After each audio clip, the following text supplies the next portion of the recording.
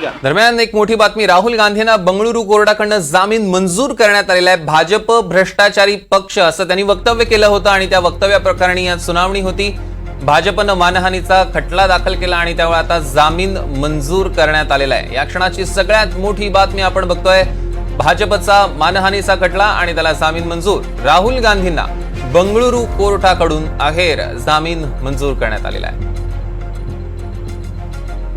आपण बघतोय की त्यांनी भाजप भ्रष्टाचारी पक्ष असं वक्तव्य केलं होतं आणि त्या प्रकरणात आज सुनावणी होती।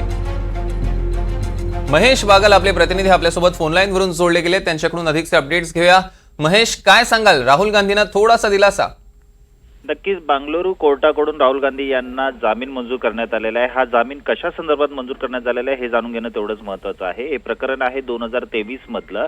कर्नाटकमध्ये जेव्हा विधानसभेच्या निवडणुका पार पडत होत्या त्यावेळेस काँग्रेस पक्षाकडून काही स्थानिक वर्तमानपत्रांमध्ये जाहिरात देण्यात आली होती, ज्यामध्ये एक रेड कार्ड दाखवण्यात आलं होतं की तुम्हाला जर नोकरी हवी असेल तर तुम्हाला हे रेड कार्ड आहे आणि हे रेड कार्ड कुठे ना कुठेतरी भाजपला टार्गेट करण्यासाठी होतं असा आरोप कर्नाटक भाजप युनिटकडून करण्यात आला होता।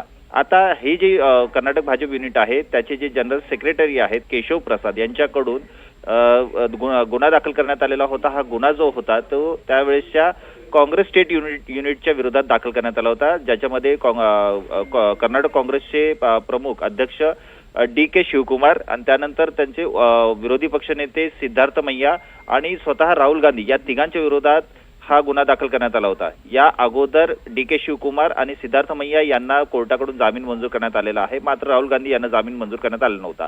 आज सकाळी ते बंगळुरू कोर्टामध्ये हजर झाले होते, ज्या ठिकाणी सुनावणी झाली आणि सुनावणी दरम्यान कोर्टाकडून राहुल गांधी यांना जामीन मंजूर झालेला आहे। निश्चितच महेश, या संदर्भातले अधिकचे अपडेट्स आम्ही तुमच्याकडून घेणारच आहोत। तुर्तास धन्यवाद।